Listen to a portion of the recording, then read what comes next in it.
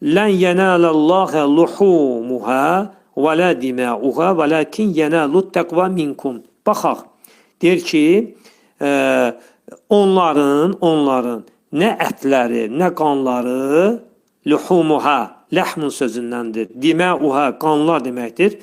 Onların nə ətləri və nə qanları Allaha çatmayacaq.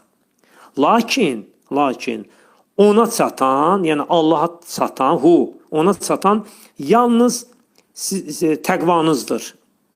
Demək, burada nədir? Lən yenələllâhe, Allaha çatmayacaq.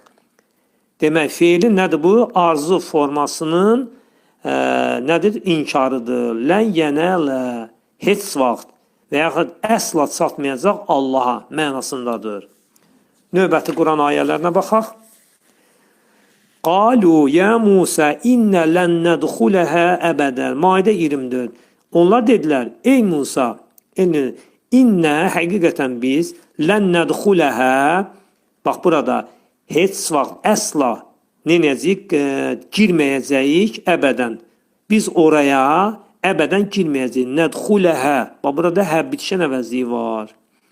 Onlar dedilər, ey Musa, biz oraya heç vaxt yaxud əsla girməyəcəyik. Bəqərə 61. Və iz qultum ya Musa lən nəsbir alə təamin vahid. Və iz qultum, yəni bir zamanlar siz dediniz,